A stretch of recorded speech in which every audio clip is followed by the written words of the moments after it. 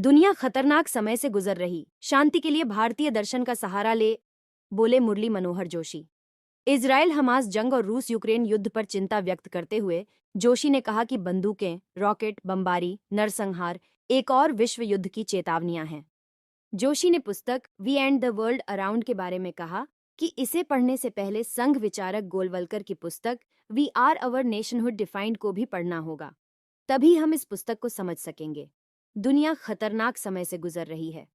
वैश्विक स्तर पर जो हो रहा है उसको खुली आंखों से देखने की जरूरत है। हमारे चारों तरफ धमकी भरे युद्ध जैसे हालात हैं। संयुक्त राष्ट्र संघ जैसी संस्था की भूमिका सीमित होती जा रही है। ये बातें वरिष्ठ बीजेपी नेता मुरली मनोहर जोशी ने कहीं।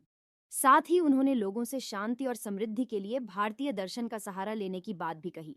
वो वाणी प्रकाशन ग्रुप से प्रकाशित संघ के सह सरकार्यवाह मनमोहन वैद्य की पुस्तक we and the world around के लोकार्पण अवसर पर बोल रहे थे। इजराइल हमास जंग और रूस यूक्रेन युद्ध पर चिंता व्यक्त करते हुए जोशी ने कहा कि बंदूकें, रॉकेट, बमबारी, नरसंहार एक और विश्व युद्ध की चेतावनियां हैं। जोशी ने पुस्तक we and the world around के बारे में कहा कि इसे पढ़ने से पहले संघ विचारक गोलवलकर की पुस्तक we are our nationhood defined को भी पढ़ना होगा। तभी हम इस पुस्तक को समझ सकेंगे। पुस्तक का लोकार्पण सुखद संयोग मनमोहन वैद्य।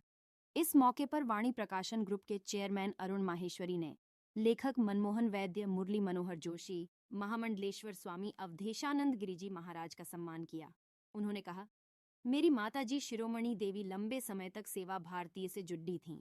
वाणी प्रकाशन ग्रुप की सामाजिक और साहित्यिक यात्रा 60वें वर्ष में प्रवेश कर रही है। इसमें भारतीय संस्कृति का बोध पुस्तकों से प्रतिबिंबित होता है। संघ को समझने के लिए भारत को समझना जरूरी। वहीं मनमोहन वैद्य ने कहा कि पुस्तक का लोकार्पण सुखद संयोग है।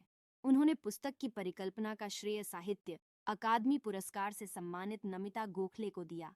उन्होंने बताया कि कुछ साल पहले नागपुर संघ मुख्यालय के वार्षिक समारोह में प्रणब मुखर्जी को आमंत्रित किया गया था। उनको नागपुर आकर संबोधित करना था, मगर कथित उदारवादी तबके ने इतना विरोध किया कि उसी घटना ने लेख लिखने को प्रेरित किया। उन्होंने कहा कि सभी को पता था कि प्रणब मुखर्जी संघ ज्वाइन करने नहीं आ रहे हैं, बल्कि संबोधन के लिए आ रहे हैं। यहीं से लेख लिखना शुरू हुआ। वैद्य ने कहा कि भारत की जीवन पद्धति वसुधैव कुटुंबकम की है। संघ को समझने के लिए भारत को समझना जरूरी है। कार्यक्रम की अध्यक्षता कर रहे महामंडलेश्वर स्वामी अवधेशानंद गिरी ने कहा कि विचार की दृष्टि से भारत किसी भी देश की तुलना में बहुत ही समृद्ध है। इस पुस्तक में सिर्फ लेख ही नहीं है, बल्कि गहरा दर्शन और सुचिंतित परंपरा भी।